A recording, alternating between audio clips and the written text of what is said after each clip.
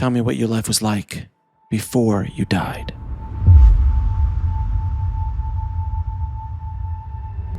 Growing up, I was always interested in phenomena that were difficult to explain. And I grew up in the more liberal branch of the Lutheran Church, so I was raised in religion. And then in 1978, I read Moody's book, and it really captured my imagination, especially the phenomenon of veridical perception, where when people are in this near-death experience and they experience their consciousness functioning apart from their body, and they perceive things in the material world or the transmaterial world that involve information that they couldn't have known from any normal means, but then is confirmed as accurate. And then in the mid-1980s, I was finishing my doctoral degree in counselor education and had to do a dissertation. I ended up doing it on something related to near-death experiences. Dr. Mary Neal. I love when she says, I'm not an imaginative person, so I could not have made this up. And because she's a physician, physicians are among the most trusted profession. And so to hear a physician talk about the kinds of things she experienced and learning that her son Willie was going to die before his 18th birthday, and when he was only, I think, 5 at the time of her NDE, a lot of aspects that she experienced, just very convincing. And also that her NDE occurred when her body was underwater, and they now have figured out that she was underwater for just a little over 30 minutes. So she was dead. And then to have this vivid experience that had these veridical components like Willie's passing and so forth. What I found is the same is true of near-death experiences. There are certain features that are broad general features that you find across cultures and throughout history, but they manifest in a way that is reflective of the culture of the experiencer. And then beyond the cultural level, there's another one more surface structure level, which is personal. And so even within the same culture. So the example I use is one of these universal features is there's movement through space.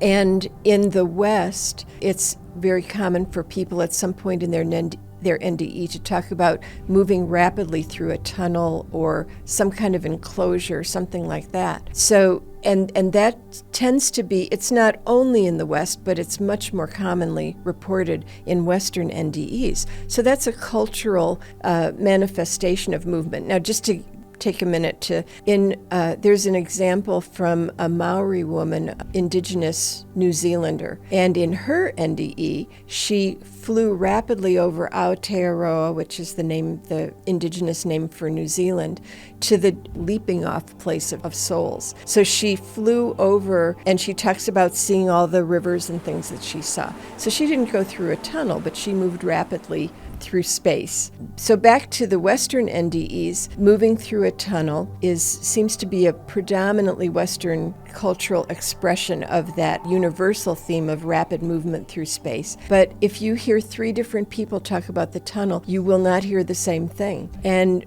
so there's a little boy who was 5 years old, and he said, "Then I went really fast through a big noodle." That was his reference point. A trucker said, then I zoomed through a giant tailpipe. And then another person who said, I went through this thing that had light, or it was dark and there was light at the end, and everybody describes the tunnel differently. About half of people are given a choice to come back. And when they decide to come back, it's virtually always because of a love connection on Earth that they still need to do something for that person or fulfill something.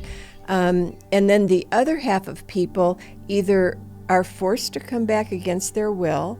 People become less materialistic, more concerned about others, and lose their fear of death because they now know that their consciousness is going to continue after their body's demise. And other kind of psychological changes. And then the first S stands for spiritual. People become more spiritual, usually less religious, but as we just said, not always, and become often like people will say, I just read one thing after another. I just had this hunger to immerse myself in spiritual books and movies and things like that, and also people develop what in some religious contexts are called spiritual gifts. So they develop the ability to see the future, and also things that are questionable in some religions, like the ability to communicate with deceased entities.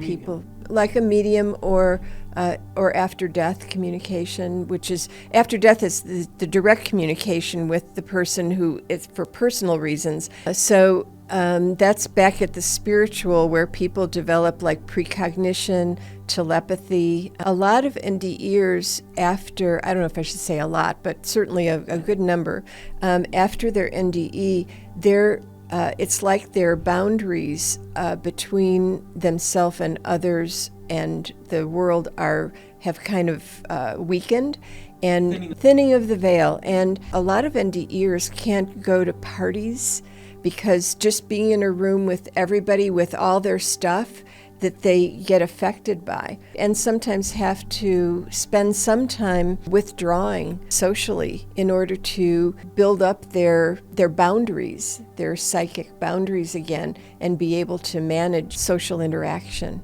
So it can be, a lot of us think, oh, wouldn't it be wonderful to see the future or know what people are thinking? Oh, we're given these boundaries, I think, for reasons that enable us to function in this world. One of the things I like to clarify about veridical perception is that it can be perception of the material world, like the surgeon, or it can be perception of the transmaterial world.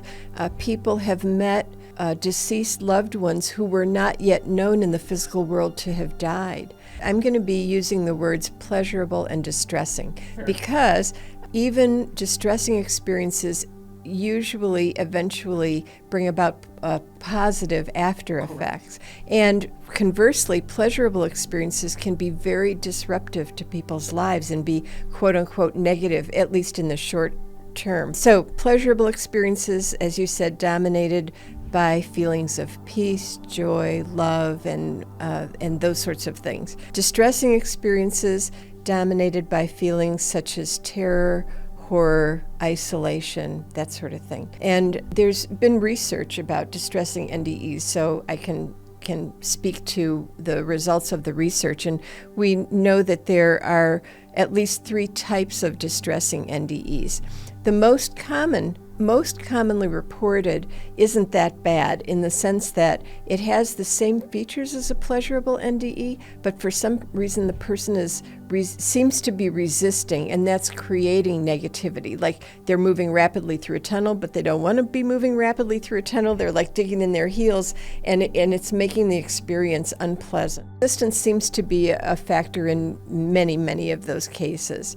And we also know that in some cases, the person decides to just like relax and let it happen, and when it does, then it turns completely pleasurable. So when they let go of the resistance, it's good. So that's what's most commonly reported. Next most common are experiences of being absolutely alone forever.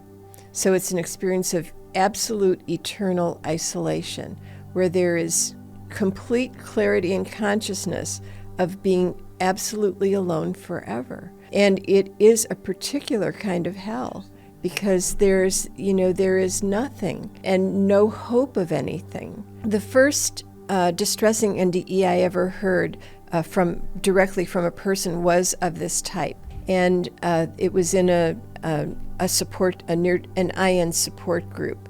And in one of them, I'm out in space. I'm not connected to my body anymore. I'm out in space, and there's a darkness over here. And I said to my therapist, Julie, I'm suspended outside of darkness. So I was just hanging there, and that was fine. But at some point, I moved into the darkness. As I moved deeper and deeper, I said to Julie repeatedly, I'm losing my sense of myself. I'm losing. And then at one point I said, I'm not me anymore. Now that doesn't really make sense, except experientially it made perfect sense. I was not me anymore. I actually tried to remember how I got here, and I could not remember who I was. And I had no concept of Jan or that identity at all. And I said to Julie, I'm one with the darkness that is nothing/everything. I was in this darkness that was the pregnant void, the source of everything before it manifests into phenomena.